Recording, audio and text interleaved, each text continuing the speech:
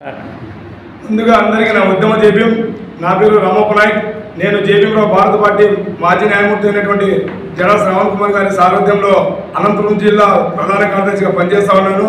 అందులో భాగంగా గత ఆగస్టు 15వ తారీఖు నేను ముత్యాలరెడ్డి డైరీకి వెళ్ళి అక్కడ భోజనం చేయడం జరిగింది.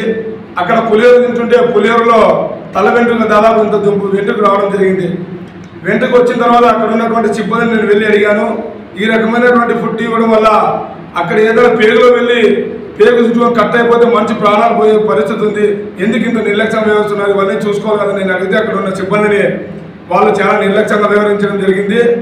అలాగే అందుకు మేము పీజీఆర్లో వెళ్ళి కంప్లైంట్ ఇవ్వడం జరిగింది. కంప్లైంట్ ఇచ్చిన తర్వాత కూడా అక్కడ తస్లిం బాణం మేడం అయినటువంటి ఫుడ్ ఇన్స్పెక్టర్ గారు కూడా వెంటనే వచ్చి అకస్మాత్తుగా తనిఖీ చేయడం జరిగింది. జరిగితే అక్కడ కొన్ని సంచలన నిజాలు బయటకు రావడం జరిగింది. అక్కడ పెడుతున్నటువంటి భోజనంలో నాణ్యత లేదు, రుచికరమైన భోజనాలు లేవు. 10 మంది పోతున్నప్పుడు కూడా అక్కడ చెనిగిత్తనాలు ఏంచి అక్కడ ఆరేసిన సందర్భం కూడా మేడం కళ్ళారా చూసింది. అలాగే మనం ఒకసారి గమనించుకున్నట్లయితే దాదాపు 5 నెలల కిందట ఫుడ్ లైసెన్స్ కూడా 2,000 చేయించుకోలేదు. వాళ్ళు పూర్తి నిర్లక్ష్యం వహిస్తూ ఉన్నారు. అంటే దీనికి కారణం అధికారులు ఏమన్నా వాళ్ళ దగ్గర మనం ముడుపులు తీసుకుంటున్నారో ఏమో నాకైతే అర్థం కావడం. కానీ మున్సిపల్ కమిషనర్ గారు ఏం చేస్తున్నారో కూడా ఈ సందర్భంగా ప్రశ్నిస్తా ఉన్నా.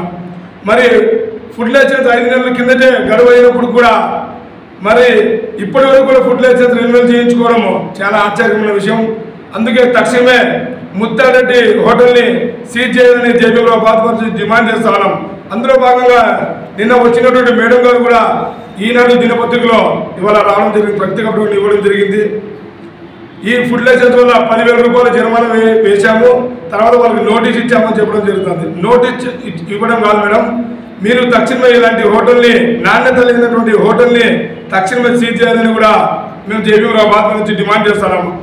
అలాగే ముత్యాలరెడ్డి డైరీలో అమ్ముతున్నటువంటి పాలు ఇవాళ ఎక్కడి నుంచి సరఫరా చేస్తున్నారు, అవన్నింటిని కూడా జిల్లా కలెక్టర్ గారు ముత్యాలరెడ్డి డైరీ మీద కూడా దృష్టి సారించాలని కూడా ఈ సందర్భంగా గుర్తు చేస్తామన్నా జిల్లా కలెక్టర్ గారిని.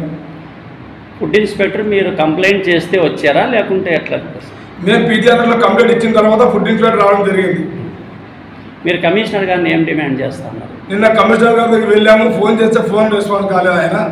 మేము కమిషనర్ గారు ఒకటే డిమాండ్ చేస్తున్నాం, ఇలాంటి నాణ్యతమైనటువంటి ఆహారం ఇస్తున్నటువంటి ముత్యాలరెడ్డి హోటల్ని తక్షణమే సీజ్ చేయాలని డిమాండ్ చేస్తున్నాం. అందులో భాగంగా తక్కువ రేటుకే ఇక్కడ అన్ని రకాలైనటువంటి రుచికరలు దొరుకుతాయని కొన్ని లక్షల మందికి తల్లులకు పాలు కావాల్సినటువంటి డైరీలో కూడా చాలా అవకతవకలు జరుగుతూ ఉన్నాయి కూడా ఇవాళ స్పష్టంగా మీడియా ముందు తెలియజేస్తామని.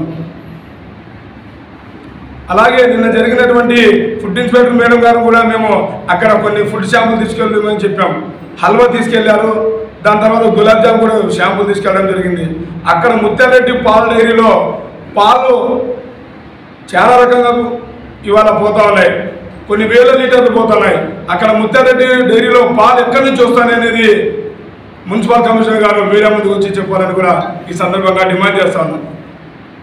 ముత్యాలరెడ్డి పాలు కల్తీ చేస్తా ఉన్నాడని మీరు భావిస్తున్నారా? అవును, దాంట్లో 100% భావిస్తా ఉన్నాం.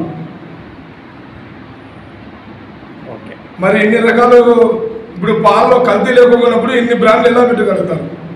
ఎక్కడ చూసినా ముత్యాలరెడ్డి డైరీ, ఎక్కడ చూసినా బ్రాంచ్ 1, బ్రాంచ్ 2, బ్రాంచ్ 3 ఏ రకంగా వస్తుంది? మరి ముత్యాలరెడ్డితో పాటు చాలామంది వ్యాపారస్తులు పెట్టారు పాల డైరీలో, మరి వాళ్ళ బ్రాంచ్లు ఎందుకు పెరగడం లేదు? వాళ్ళు ఒకే పాల వ్యాపారం ఎందుకు పెడుతున్నారు, వీళ్ళెందుకు బ్రాంచ్లు పెరుగుతున్నాయి? ఒకసారి ఇవి కూడా మీరు గమనించాల్సిన విషయం.